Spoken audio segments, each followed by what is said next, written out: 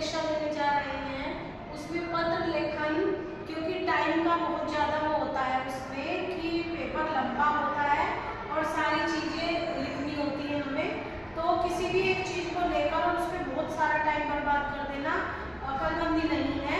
और सबका time manage करके चलना कि 2 मिनट अनुच्छेद के, 5 मिनट पत्र के। तो सबसे पहले हम अनौपचारिक पत्र का प्रारूप समझाती हूँ मैं आपको, और उसमें इससे समझने से पहले ये समझिए कि प्रारूप जो है आपने अगर इस रूप में लिखा है तो आपको 2 नंबर मिलेंगे।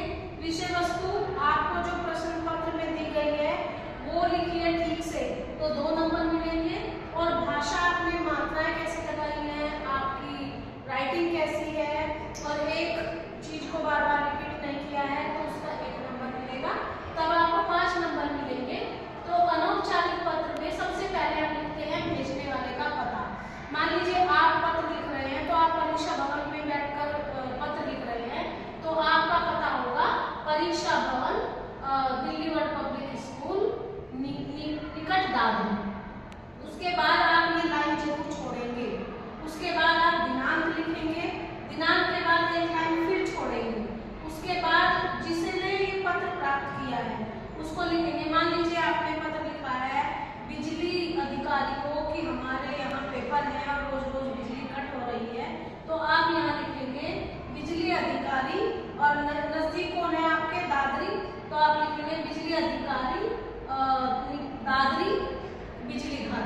ये उसका पता है जिसको आप पत्र भेज रहे हैं। उसके बाद फिर आप एक लाइन छोड़ेंगे। उसके बाद विषय लिखेंगे, तो विषय क्या होगा कि बिजली कटने की समस्या हेतु पत्र। उसके बाद फिर एक लाइन छोड़ेंगे।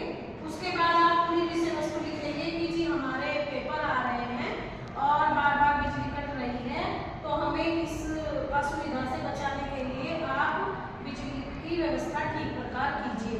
उसको विषय वस्तु को बहुत लंबा नहीं लिखना है, 3 लाइन, बस 3 लाइन। 3 लाइन में आपने विषय वस्तु खत्म करी। उससे मिलता हुआ भी धन्यवाद लिखेंगे। उसके बाद पंक्ति छोड़ेंगे। पंक्ति छोड़ने के बाद आप पत्र का समापन करेंगे और इसमें आपको यही लिखना है हमेशा भाव दिए, और अपना नाम नहीं लिखना है, भाव दिए लिखकर क, ख और ग।